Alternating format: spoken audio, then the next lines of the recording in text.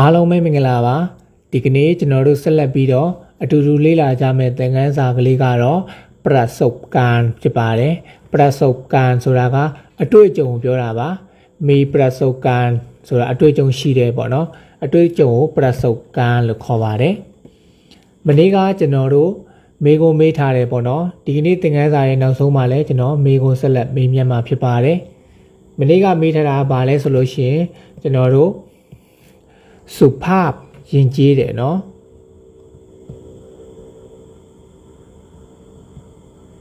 สุภาพ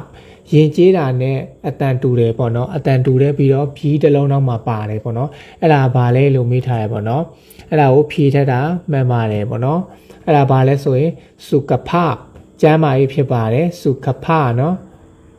တူတယ်နောက်မှာခေါ်ခိုင်လေးတစ်လုံးပါတယ်เนาะสุขภาพ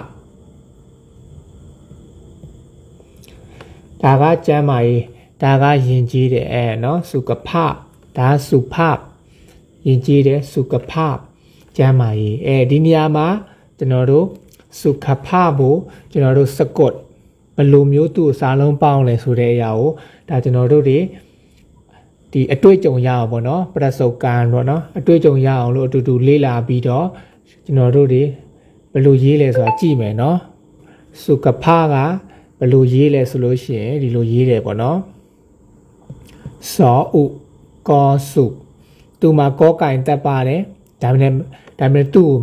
ကိုပြမထားဘူးဘာကြောင့်လဲနောက်မှာခေါ်ခိုင်ပါလို့ခေါ်ခိုင်ကကောကင်အတက်ထဲမှာပါတယ်ပေါ့နော်ခေါ်စောဥကောစုပြီးတော့ခရဲ့အတန်လဲပါတယ်ခါရခေါ်အားခဖြစ်နေတယ်ပြီးတော့ဒီနေရာမှာဖเนาะဖောဖာเนาะဒီနေရာမှာဖောဖန်းနဲ့သွားမယ်ဘယ်လိုသွားမလဲဆိုရင်ဖောဆန်ဖောက်ကအတန်တူလို့သူတို့အတန်ကတူးနေတယ်ပေါ့နော်ဒါအတွေ့အကြုံရအောင်ပေါ့နော်ဖောအားဖောဖနော်အဲ့လိုမျိုးသွားတယ်ဒါပေမဲ့လို့သူ့ကိုဒီစကွတ်နဲ့တတ်မယ်ဆိုသဘောတစ်ခုကဘယ်လိုမျိုးအတန်ထွက်ကလဲဆိုရင်ဖောအားဘောဖဒီနေရာမှာဖောဖန်းရဲ့အတက်ကနောက်မှာဘောပိုင်းမိုင်းလေးရှိတယ်ဒီဘောပိုင်းမိုင်းရဲ့နေမဲ့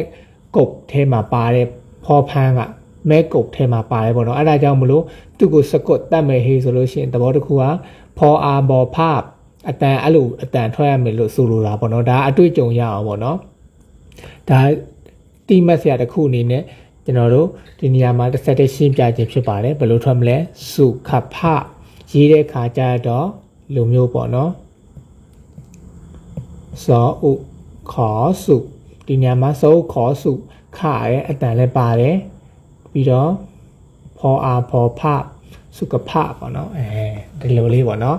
နားရှုပ်မသွားနဲ့ပေါ့နော်ဟုတ်ပြီဒီနေ့ကျွန်တော်တို့သင်ခန်းစာကိုအတူတူလေ့လာမယ်အဲ့ဒါဘာလဲဆိုလို့ရှိရင်ကျွန်တော်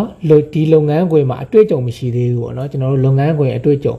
အလုပ်ကိုစဝင်တဲ့အချိန်မှာဒီလုပ်ငန်းခွင်အတွေ့အကြုံမရှိသေးတဲ့သဘောမျိုးပြောတာပေါ့နော်အဲ့ဒါကိုဘယ်လိုပြောမလဲဆိုရင်ผมยังไม่มีประสบการณ์ที่สายงานนี้ผมကျွန်တော်ကยังไม่မရှိသေးပါဘူးဘာမရှိတာလဲประสบการณ์အတွေ့အကြုံဘယ်မှာမရှိတာလဲဆိုင်งานนี้ဒီလုပ်ငန်းခွင်မှာงานนี้ဆိုဒီအလုံးမှာပေါ့နော်ဆိုင်งานนี้ဆိုရင်ဒီလုပ်ငန်းခွင်လို့ပြောတာပေါ့နော်ဒီလုပ်ငန်းခွင်အတွေ့အကြုံမှာမရှိသေးပါဘူးပေါ့နော်ဟုတ်ပြီအဲ့တော့ကျွန်တော်တို့ရေးကြည့်မယ်ဘယ်လိုရေးမလဲผออุมอผมยังไม่มียออะงอยามอไอไม้ไม้เอะไม้มออีมียังไม่มีประสบการณ์ปรอะประสออุปสบประสบกอารอการเนาะนอนเนนการานการาကိုသူ့မထောက်ဘူးပေါ့နော်ประสบการณ์ပေါ့နော်ဘယ်မှာလဲထိဆိုတာစကားဆက်တယ်မှာနေရဘယ်မှာနေရမှာလဲဆိုင်ငန်းนี้ဒီလုပ်ငန်းခွင်မှာစောအာယောဆိုင်งออานอငါဆိုင်งานนออีนีဆိုင်งานนี้ผมยังไม่มีประสบการณ์ที่สายงานนี้ကျွန်တော်ဒီလုပ်ငန်းခွင်မှာအတွေ့အကြုံမရှိသေးပါဘူးလို့ပြောတာဖြစ်ပါတယ် ဒီနေရာမှာကျွန်တော်တို့တလုံးရေးစီးမှာအတိတ်ပဲရှိရပေါ့နော်ဘာလဲผมကျွန်တော်က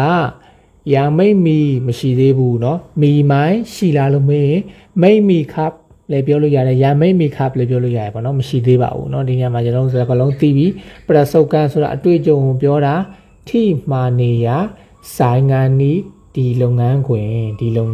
ပေါ့เนาะငานနီးဆိုတာဒီအလုပ်ပေါ့เนาะကျွန်တော်တို့ဒီမှာစကားတွေအများကြီးရတယ်ပေါ့เนาะဟုတ်ပြီအဲ့တော့ကျွန်တော်တို့မေးခွန်းမေးမဲ့အလှည့်ကိုရောက်ပြီမေးခွန်းကဘာလဲဆိုလို့ရှိရင်ကျွန်တော်တို့ဒီစလုံးတွေဒီဝါကြတွေထဲမှာပေါ့เนาะစကလုံးအဲ့တလုံးကတခြားစာတွေနဲ့တွဲလို့ရှိရင်ကျွန်တော်တို့အတိတ်ပဲနောက်တစ်မျိုးစီတက်ရောက်တယ်ပေါ့เนาะအဲ့အလုံးကဘာလဲဆိုလို့ရှိရင်များသောအားဖြင့်ဒီအလုံးလေးကိုသုံးမယ်ပေါ့เนาะစာအဲ့ဆိုတဲ့စကလုံးကိုသုံးမယ်အဲ့တော့ကျွန်တော်စာလုံးတစ်လုံးနှလုံးရေးပြမယ်အဲ့ဒါအတိတ်ပဲ2မျိုးတက်ရောက်မယ်အဲ့ဒီအတိတ်ပဲ2မျိုးကဘယ်အရာဖြစ်မလဲဆိုတာကျွန်တော်မေးမှဖြစ်ပါတယ်အတန်ထွက်ပြီးတော့ဆိုမပြတော့ဘူးပေါ့เนาะစာပဲရေးပြမယ်ပေါ့เนาะ